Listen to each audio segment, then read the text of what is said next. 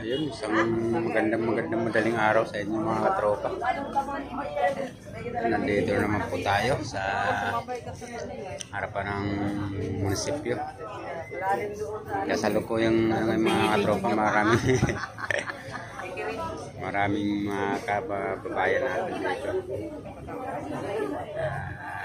Hihintay, no? So, mayroon na naman kasi tayong ngayon, ayuda galing sa ating gobyerno at ganapin sa General Trias, Cavite.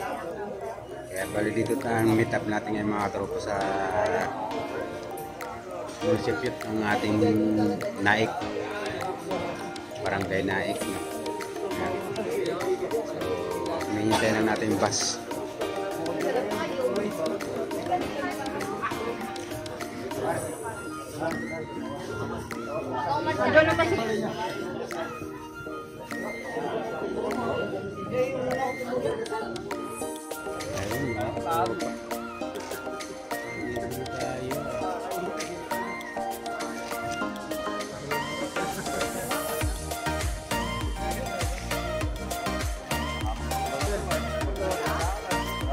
Woi, hey morning.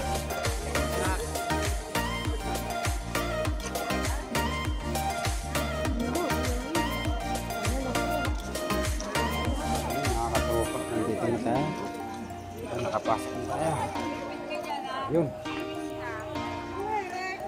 Natin na lang kung saan yung mga kasama natin. Dito na yung ubal.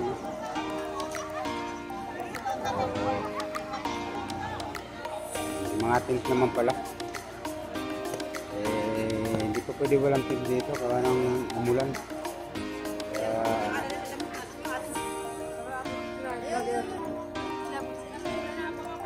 Hanapin na natin yung ating hanapin na natin yung mga kasama natin.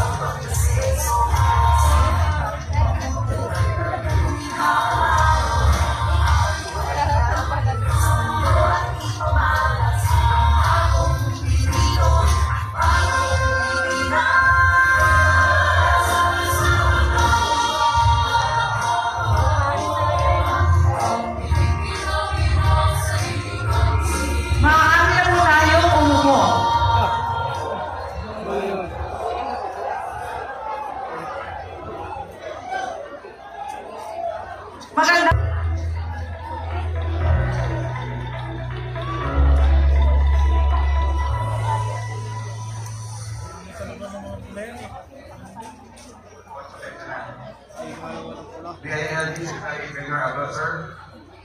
Secretary Blas Joel, sir. Boss Dominic Remulla, Senator Bong Revilla, sir.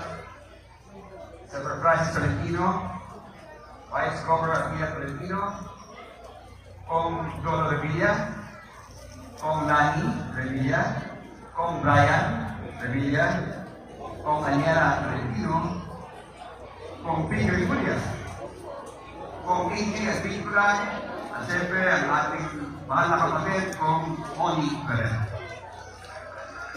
Yan. Sa lahat po ng mga mayors po na narito, sa lahat po ng mga board members, hindi po isa mga vice mayors, councilors, magandang mapagpalang umaga po sa ating lahat. Sa ating mahal na Pangulong Bongbong Marcos, sa ating mga kasamang opisyal at personal na kamustahin at bigyan ng tulong. Ganun po tayo kamahal ng ating Pangulong BBM.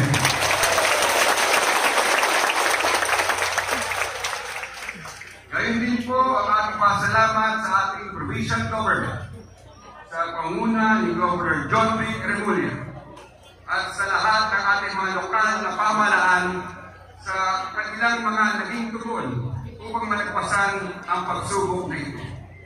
Mga kababayan, sa ating pagtutulungan at pagkakaisa, lahat ng pagsubok ay ating kakayanin. Mapalad po tayo dahil sa bagong Pilipinas, ang bawat buhay ay mahalaga. Ang gobyerno ay ating kaagapay, laging nahitig at handang tumuhod. Muli, ang aming pasasalamat po, mahal na Pangulo Ferdinand Bongbong Marcos. Maraming salamat po. Maraming salamat po, Mayor Ferrer. Ngayon naman po ay tawagin natin ang ating mahal na gobernador, ang tapat sa bayan, tapat sa usapan, Governor John Vic Remulla.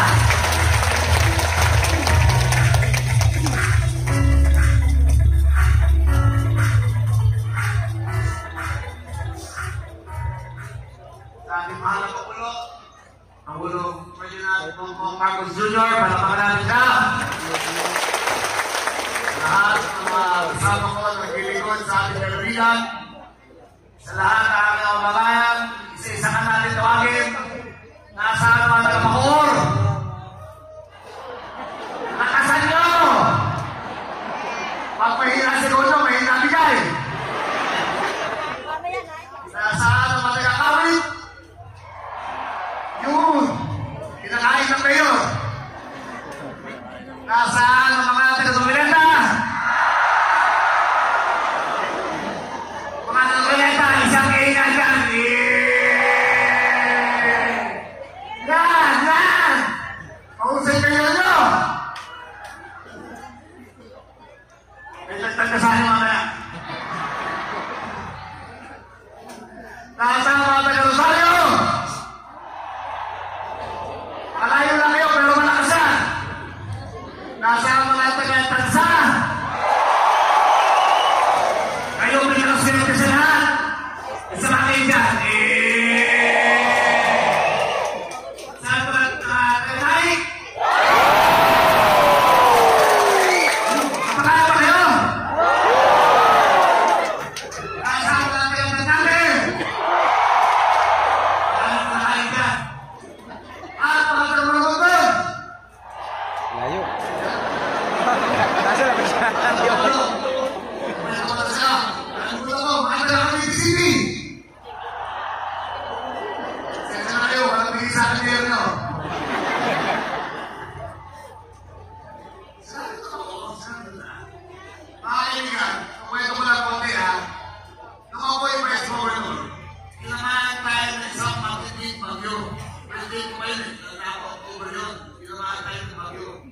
Naghihintay kami ng tulong mula sa Malacanang. Tumawag sa akin ng Office of the President, sabi sa akin, Vice Governor, handa kami tulong sa inyo. Siyempre, tumutuwa ako.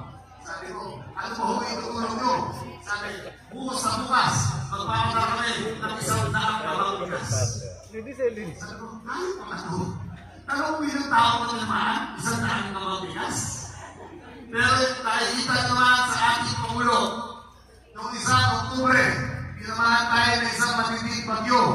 Siya mismo ang pumunta dito.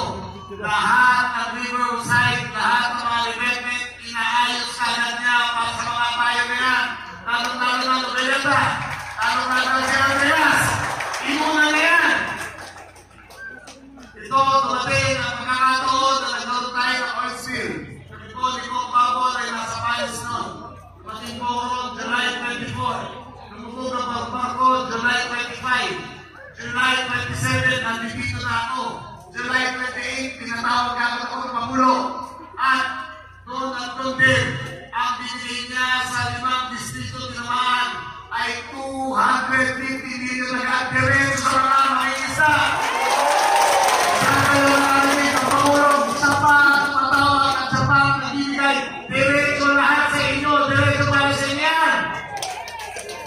Ngayon, nakaisang buwan na nakalipas, simula sa una, bumalik ulit siya rito at muli maghahandog ng tulong para sa inyong lahat.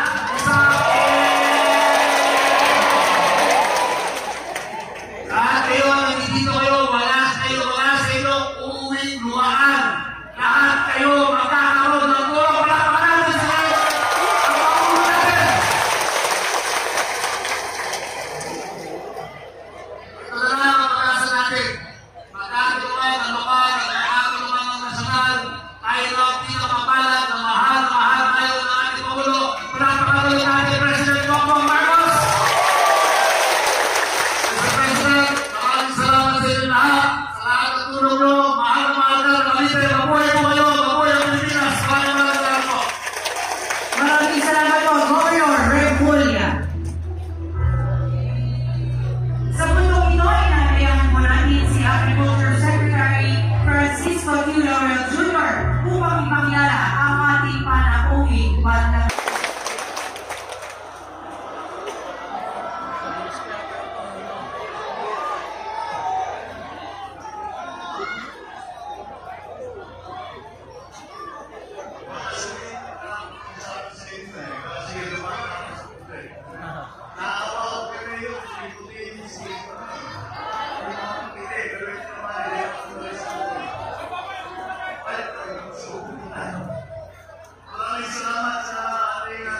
Nagluko pa yung sound, no? Nagluko yung sound, no? Kanina, lakas eh.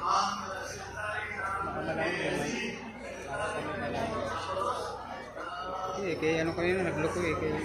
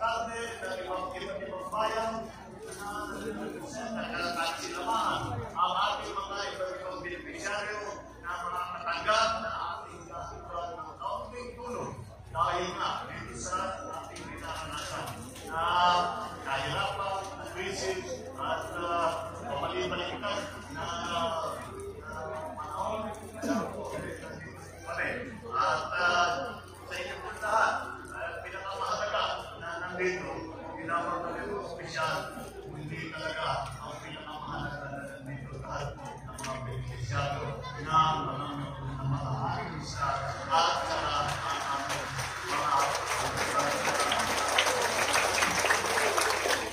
magandang umaga sa inyo lahat. Tayo po, magandang umaga sa class. Pero hindi na pala maaalala naman ninyo nung nakaraan ng buwan, tayo po ay nagpupunta sa nasagot naman yung mga narito naman tayo ngayong araw kasama ang ating mga kababayan na isa at dali-dali mga pamilya dito sa Cavite upang mag-abot ng tulong na magpapasigla muli sa inyong kabuhayan sa gitna ng sunod-sunod na insidente ng oil spill. Ayon sa datos, mahigit 25,000 pamilya mula sa probinsya ng Cavite ang naapektuhan ng mga pangyayaring mula sa pagbubuo ng 3 barko sa bataan nitong nakaraang Hulyo. Mahigit 33,000 mag-iisa ang napermisyo ng nasabing trahedya. Samantalang mahigit 200 at 50,000 piso ang nawala sa kanilang kita. Habis man ang epekto ito sa inyong lalawigan, ako ay naniniwala na sa tulong ng bawat isa, tayo ay magkakaroon at makakaahon mula sa pagsusunod. Sapagkat ang Cavite ay tahanan ng ating mga makasaysayan sa pag-ibig na bayan tulad ni Ito Yunado, Mariano Trias at Mariano Antalos. Dumadaloy sa inyong mga ugat ang lahing palaban sa hamon ng buhay. Isa itong malaking bahagi ng inyong pagkakay at pagkakalindan ng simbolo ng inyong panindigan. Ang Team Cavite ay tahanan din ng ating mga magsasaka at mangingisda. At nasabihan mo ng ating Secretary si Pinoy ng DA na ngayon ay maaari ng pangisda, wala ng oil spill, pwede ng ituloy ang asahan po ninyo na ang pamahalaan ay gumagawa na pagpapaligsan ang namin na residential assistance sa aming handlo sa bawat apektado ng isa ay makakatulong sa inyong pagbago at pagbibigay ng panibawang sa pamumunan ng PEVAL. Makakatanggap ang ating mga mag-isa ng 18 milyong piso na halaga ng tulong kabilang na ang kusang equipment, training, tulong pinansyal para sa ospital. Ang DSWD naman, ang DOH sa Rapid Health Risk Assessment at water testing sa mga nasa nagtanggagal upang matiyak na ang mga residente na ibig sila at maayos ang panasuran sa kapila ng policy. Sa ngayon, iniimbisigan na natin ang paglubog ng mga barko upang makakatang tayo sa sapat na impormasyon na mapapalagot ang mga kasala ayon sa Hindi natin na makakatanggap ng karapatan ng organisasyon ang mga naapektuhan ng kabuhayan.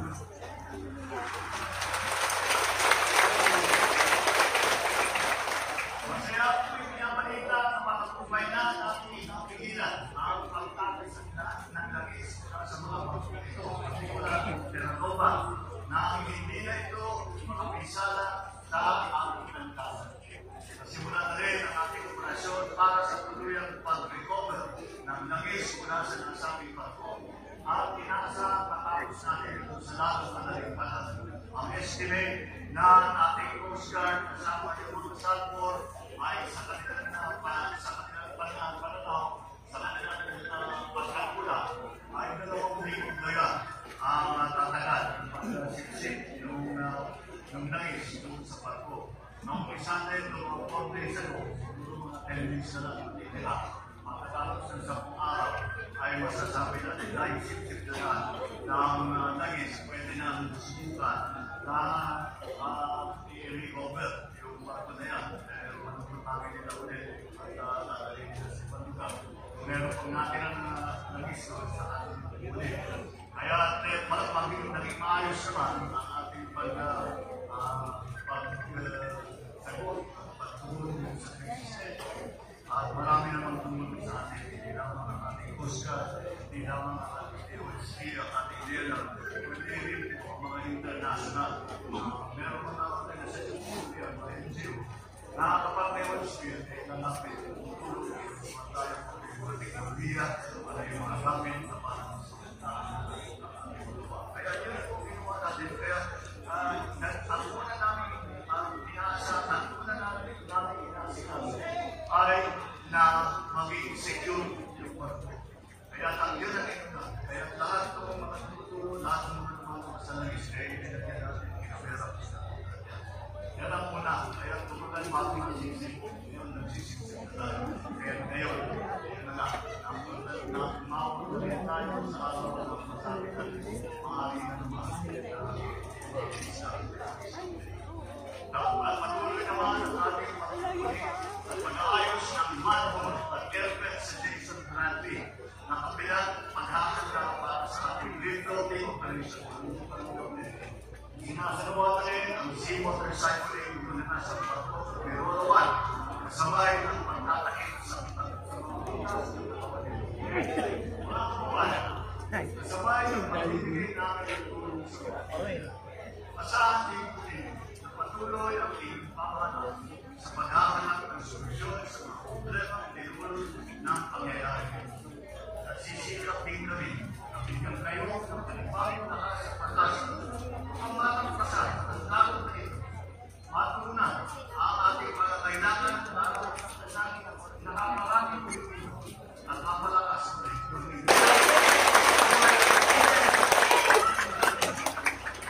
Maraming salamat po, mahal na Pangulo. Sa oras na ito, inaanyayahan po natin ang ating mahal na Pangulo na pangunahan ang pamamahagi ng presidential assistance para sa ating future folk and families na apektado ng oil spill. Ang ating mahal na Pangulo ay sasamahan ni Agricultural Secretary Francisco Q. Laurel Jr. at DILG Secretary Benjamin Avalos Jr. Kasama po si Senator Bong Revilla at Senator Francis Tolentino.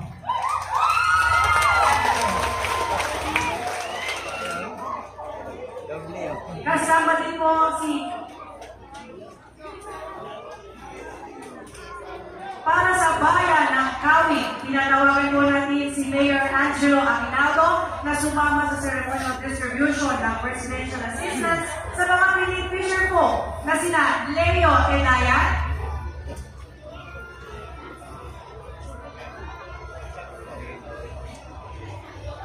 Ishmael Venus,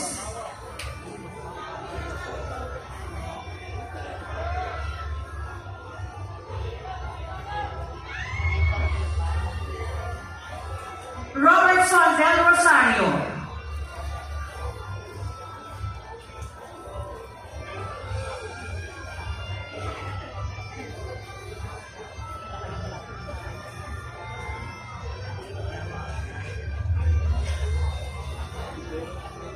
maraming salamat po. Ngayon naman po para sa bayan ng Noveleta, ating pong tinatawagan si Mayor Dino Chua at ang mga beneficiary po na sina Norlito Gruta Salud,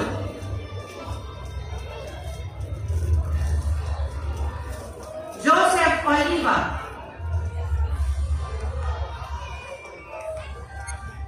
Michael Cagatan Kapunti. In the city, ating pong pinanawagan si Mayor Denver Chua at ang mga beneficiary po na sina Christian Montrepalcon, Leonardo Deratin, Joselito Madrigal,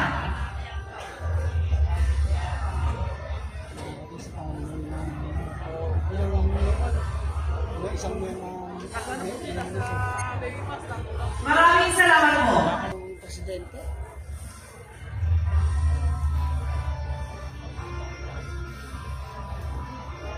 Maraming salamat po. Ngayon naman para sa bayan ng Nani, ating pong pinatawagan si Mayor Ruperto Luma at ang mga beneficiary po na sina Reggie Mendoza,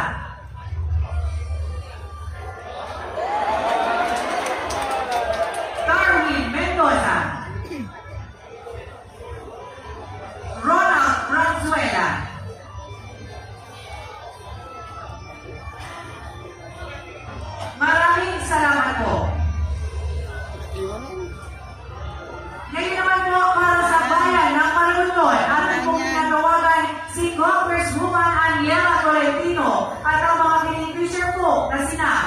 Crescenciano R. Bergoglio.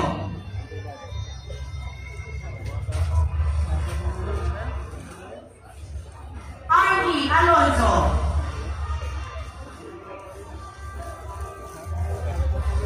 Enrico Mendoza.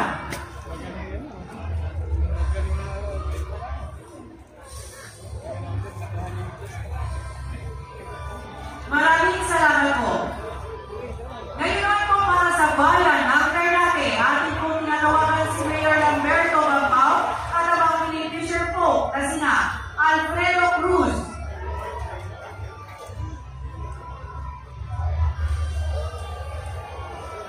Alberto Zapata, Christopher Hernandez,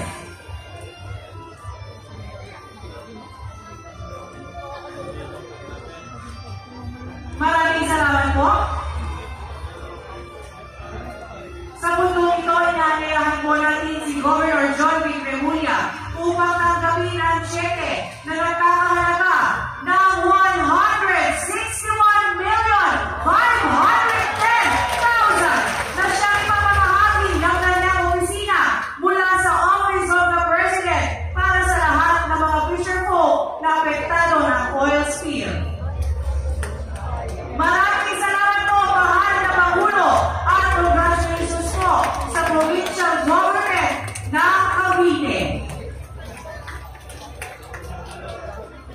Sa pagkakataong ito, inaanyayahan po natin ang ating mahal na Pangulo para sa isang group picture kasama ang ating beneficiaries.